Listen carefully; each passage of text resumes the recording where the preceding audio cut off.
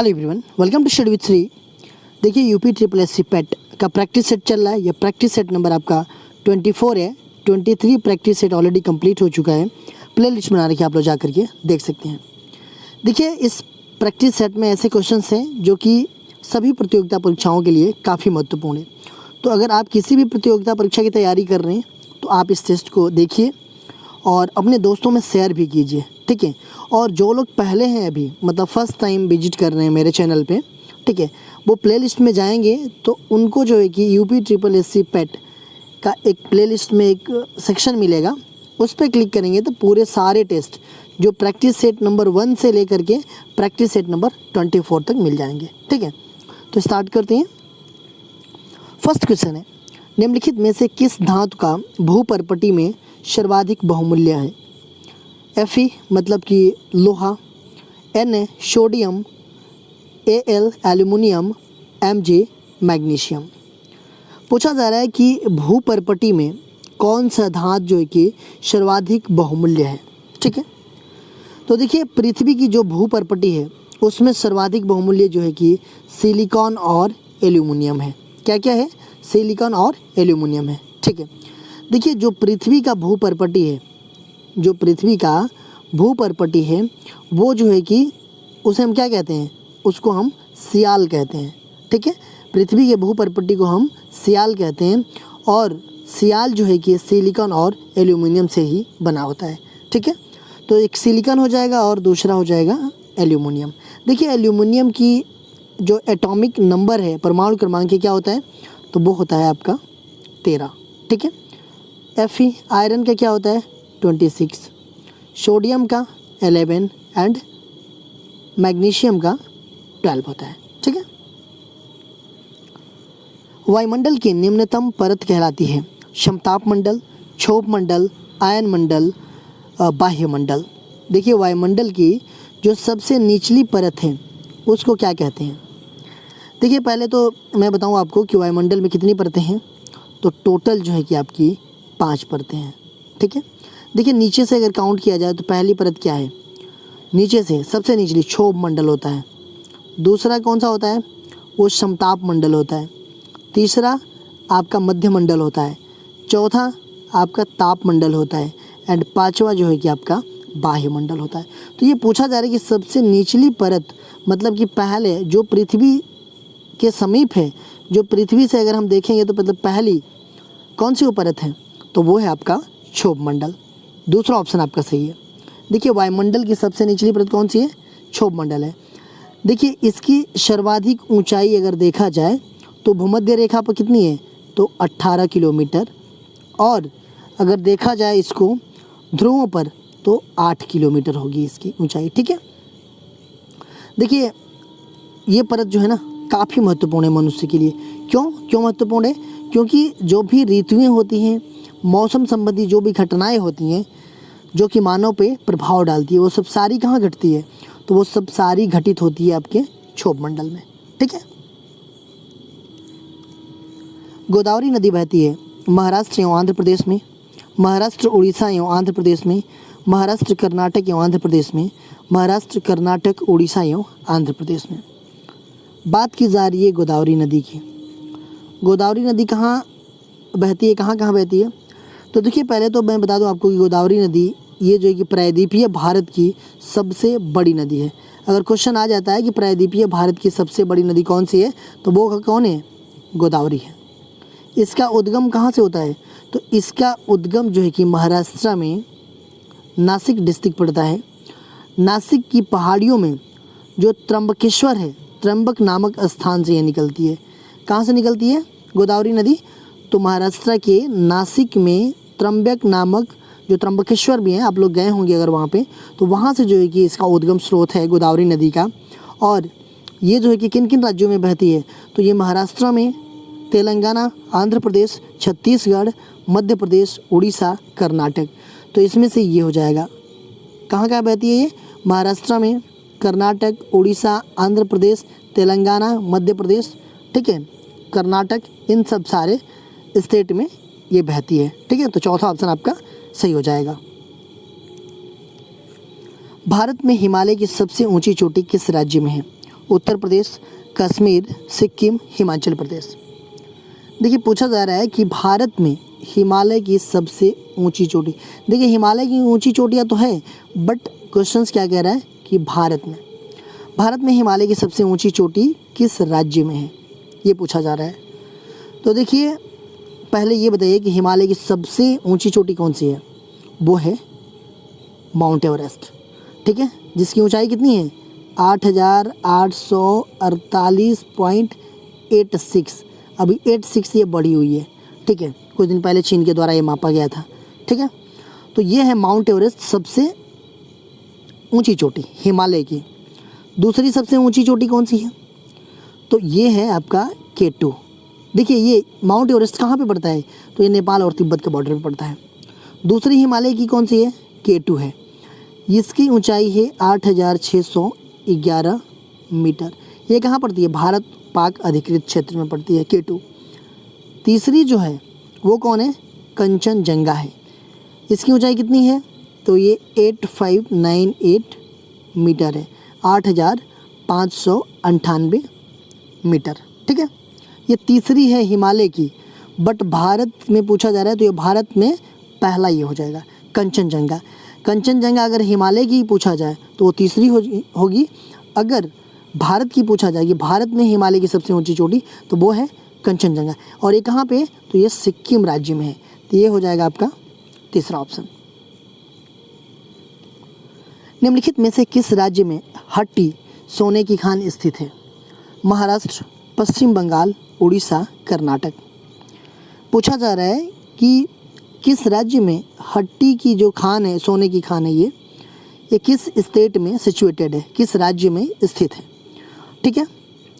तो अगर हम बात करें अपने देश में, तो अपने देश में सोने की खान कहाँ पे है, कर्नाटक में है। कोलार की खान है और हट्टी की खान, ये दोनों जो है कि कहाँ पे है, तो कर्नाटक राज्य में है। यहाँ से हमारे देश का 98% सोना जो है कि अकेले प्राप्त होता है, केवल जो है कि हट्टी की खान से और कोलार की खान से, जो कि कर्नाटक में 98% सोना यहीं से निकाला जाता है भारत में। तो ये हो जाएगा आपका फोर्थ ऑप्शन। योजना अवकाश किसके बाद घोषित किया गया। प्रथम पंचवर्षीय योजना, द्वितीय पंचवर्षीय योजना, तृतीय पंचवर्षीय योजना, चतुर्थ पंचवर्षीय योजना। पूछा जा रहा है कि योजना अवकाश किसके बाद घोषित किया गया। देखिए पहले ये देखिए कि प्रथम पंचवर्षीय योजना का कार्यकाल क्या था, तो 1951 से लेकर के 1956 तक था। दूसरा का 1956 से लेकर के 1961 तक था। तीसरा का जो है कि था आपका 1961 से लेकर के 1966 तक, एंड चौथा का था जो है कि आपका 1969 से लेकर के 74 तक। देखिए सीरियल वाइज है, प्रथम, द्वितीय, तृतीय, चतुर्थ। प्रथम 51 से 56, 56 से 51, सॉरी 61, और 61 से 66, और ये हो गया 69 टू 74। इसका मतलब कि 66 से 69 तक आपका क्या रहा, योजना अवकाश रहा। इस टाइम पे पंचवर्षीय योजना नहीं चली, ठीक है, समझ गए। तो ये हुआ आपका तृतीय पंचवर्षीय योजना के बाद, ठीक है। देखिए जो तृतीय पंचवर्षीय योजना थी ये पूरी तरह से क्या हुई, विफल रही, ठीक है, पूरी तरह से ये असफल रही। क्यों असफल रही, क्योंकि देखिए ये तो चल रही थी 1961 से 66 तक। 62 में क्या हुआ था, 62 में जो है कि भारत चीन युद्ध हो गया। फिर उसके बाद से 65 में क्या हो गया, भारत पाकिस्तान युद्ध हुआ।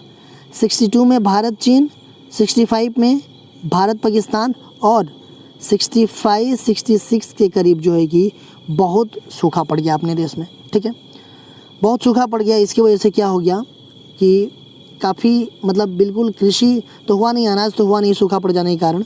तो इस वजह से ये योजना जो है कि पूरी तरह से क्या रही, असफल रही। इसके बाद से पंचवर्षीय योजना न स्टार्ट करके 3 वर्ष का गैप हुआ। 3 वर्ष की एक योजना चली थी, 3 वर्षीय योजना मान सकते हैं इस चीज़ को, ठीक है, 66 से 69 तक, ठीक है। देखिए योजना अवकाश रहा इसमें, और इसमें क्या क्या किया गया 66 से 69 के बीच में।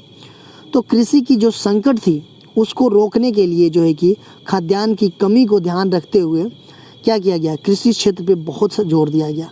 ठीक है, इस बीच 66 से 69 के बीच देखिए नई कृषि नीति भी अपनाई गई इस टाइम पे। ठीक है, और उत्पादकता को बढ़ाने के लिए क्या किया गया कि उच्च गुणवत्ता वाले बीज जो कि लोगों में वितरित किया गया। ठीक है, उसी समय इसी के टाइम पे 66 से 69 के टाइम पे, मतलब 66 और 67 के टाइम पे क्या हुआ कि हरित क्रांति की शुरुआत भी की गई। ठीक है, भारत सरकार की प्रथम पंचवर्षीय योजना किस पर आधारित थी? लियोन टिफ का इनपुट आउटपुट निवेश बहिर्वेश मॉडल, हैराड डोमर मॉडल, महालनोबिस का 2 सेक्टर मॉडल, महालनोबिस का 4 सेक्टर मॉडल। पूछा जा रहा है कि भारत सरकार की जो प्रथम पंचवर्षीय योजना थी वो किस पर आधारित थी। ठीक है, ये कब से कब तक थी पंचवर्षीय योजना? प्रथम 1951 से 56 तक थी है। ठीक है, देखिए जितनी भी पंचवर्षीय योजना है न किसी न मॉडल पे वो आधारित है। ठीक है, तो प्रथम पंचवर्षीय योजना थी ये किस मॉडल पे आधारित थी? तो प्रथम पंचवर्षीय योजना जो है कि हैराड डोमर मॉडल पे आधारित थी। ये दूसरा ऑप्शन आपका सही है। ठीक है, इसके उद्देश्य क्या थे प्रथम पंचवर्षीय योजना के? तो कृषि और सिंचाई क्षेत्र इसका मुख्य उद्देश्य था। ठीक है, प्रथम पंचवर्षीय योजना का। निम्नलिखित में से कौन सा एक दीनदयाल उपाध्याय ग्रामीण कौशल योजना का उद्देश्य नहीं है? ग्रामीण युवाओं को शामिल कर ट्रेनिंग देना, स्थानीय व्यवसाय शुरू करने के लिए वित्तीय सहायता देना, केवल बीपीएल एवं अनुसूचित जाति अनुसूचित जनजाति वर्ग के लिए रोजगार प्रदान करना एंड कौशल प्रशिक्षण कार्यक्रम के माध्यम से रोजगार निर्माण करना।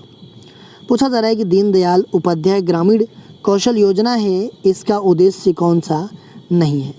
देखिए ये जो है ना एक भारत सरकार की योजना है और इसमें ग्रामीण युवाओं को शामिल कर ट्रेनिंग देना ये उद्देश्य है इसका। दूसरा है कि स्थानीय व्यवसाय शुरू करने के लिए वित्तीय सहायता देना। देखिए नहीं, स्थानीय व्यवसाय शुरू करने के लिए वित्तीय सहायता नहीं देती है, ये नहीं है। केवल ये बीपीएल और अनुसूचित जाति और अनुसूचित जनजातियों वर्ग के लिए ये रोजगार प्रदान करता है दीनदयाल उपाध्याय ग्रामीण कौशल योजना। कौशल प्रशिक्षण कार्यक्रम के माध्यम से रोजगार का निर्माण करता है ये। तो इसका मतलब कि कौन सा नहीं है? तो ये हो जाएगा स्थानीय व्यवसाय शुरू करने के लिए वित्तीय सहायता देना, ये इसका उद्देश्य नहीं है दीनदयाल उपाध्याय ग्रामीण कौशल योजना का। ठीक है, चुंगी क्या है? टैक्स है, टैक्स कलेक्शन सेंटर है, टैक्स प्रोसेसिंग सेंटर है, टैक्स इंफॉर्मेशन सेंटर है। बात की जा रही है चुंगी की, तो चुंगी क्या है? तो देखिए एक प्रकार की टैक्स था, ए ऑप्शन आपका सही है। देखिए चुंगी जो होता है ना कि ये स्थानीय कर है और ये राज्य सरकार द्वारा उन वस्तुओं पर लगाया जाता है जिसे कि निजी उपयोग और बिक्री के उद्देश्य से शहर से खरीदा जाता है। ठीक है, देखिए 1 जुलाई 2017 को जीएसटी लागू हो गया। 1 जुलाई 2017 को जीएसटी जब लागू हुआ तो ये समाप्त कर दिया गया चुंगी। ठीक है, और अब इसके जगह पे क्या आया? तो इसके जगह पे ई-वे बिल आ गया। ठीक है, क्या आ गया इसके जगह पे?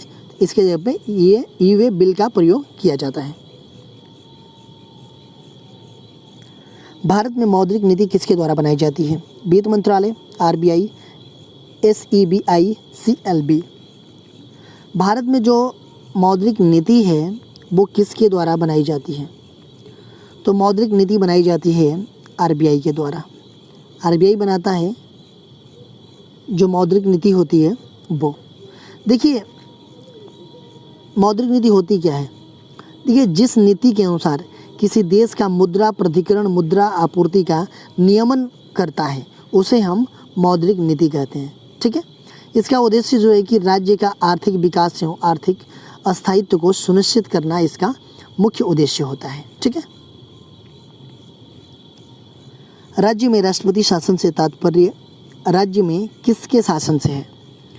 सीधे राष्ट्रपति के, कार्यकारी सरकार के, राष्ट्रपति द्वारा मनोनीत मुख्यमंत्री के, राज्य के राज्यपाल से। राज्य में जो राष्ट्रपति शासन होता है उसका तात्पर्य किससे है? तो उसका तात्पर्य होता है राज्य के राज्यपाल से। देखिए राष्ट्रपति शासन कब लगता है राज्य में, जब राज्य का शासन जो है कि संविधान के अकॉर्डिंग नहीं चलाया जाता है और राज्य का जो राज्यपाल होता है वो रिपोर्ट करता है राष्ट्रपति को कि जो भी राज्य का शासन है वो संवैधानिक तत्वों के हिसाब से नहीं चलाया जा रहा है, ठीक है, संविधान के अकॉर्डिंग नहीं चलाया जा रहा है, तब जाकर के राष्ट्रपति शासन लागू होता है। अच्छा, ये राष्ट्रपति शासन राज्य में किस अनुच्छेद के तहत लागू होता है, आप लोग कमेंट बॉक्स में मुझे बताइएगा। अभी लगभग हमें लगता है कि पिछले से पिछले टेस्ट में इसका जिक्र किया था मैंने, ठीक है। तो कमेंट बॉक्स में मुझे बताइएगा कि राज्य में राष्ट्रपति शासन जो है कि किस अनुच्छेद के तहत लागू किया जाता है। संघ सरकार द्वारा प्राप्त सभी राजस्व ऋण वसूली किस निधि में जाता है?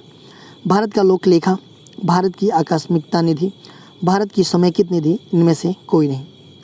देखिए संघ सरकार द्वारा जो प्राप्त राजस्व होते हैं, सभी राजस्व ऋण वसूली जो होता है वो किस निधि में जाता है?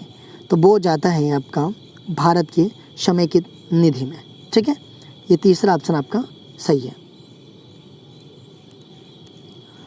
मूलभूत संविधान में कौन से भाग में कल्याण राज्य की संकल्पना सम्मिलित की गई है? संविधान की प्रस्तावना में, संविधान की चौथी अनुसूची में, संविधान की तीसरी अनुसूची में, राज्य नीति निर्देशक तत्वों से।